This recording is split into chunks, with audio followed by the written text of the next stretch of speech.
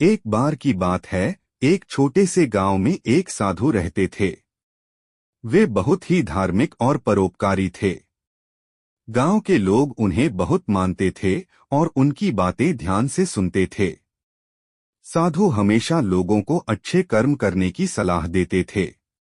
एक दिन गांव के कुछ युवक साधु के पास आए और उनसे पूछा, महाराज, हम क्यों अच्छे कर्म करें? जब दुनिया में बुरे लोग ही सुखी दिखते हैं और अच्छे लोगों को हमेशा कठिनाइयों का सामना करना पड़ता है।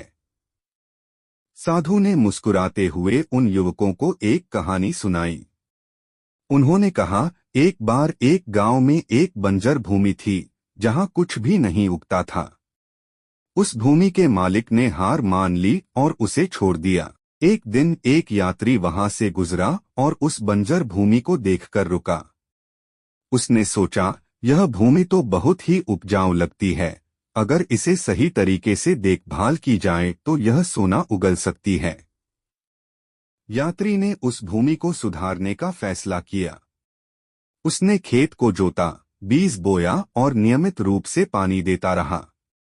धीरे धीरे उस भूमि ने हरी भरी फसल देना शुरू कर दिया। गांव के लोग उस यात्री का बहुत सम्मान करने लगे, क्योंकि उसने उस भूमि को फिर से जीवन दिया था। साधु ने कहा, ठीक इसी तरह अच्छे कर्म एक बीज की तरह होते हैं।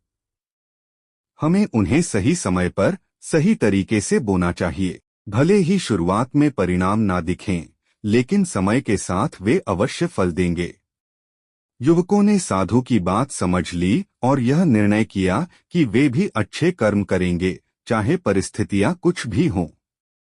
साधु ने उन्हें आशीर्वाद दिया और कहा, सच्चा सुख और शांति वही पाता है जो अपने कर्मों में ईमानदारी रखता है। इस तरह साधु ने उन युवकों को अच्छे कर्म करने की प्रेरणा दी और उन्होंने पूरे गांव में इस संदेश को फैलाया। धीरे धीरे गांव के सभी लोग अच्छे कर्म करने लगे और गांव में सुख, शांति और समृद्धि छा गई।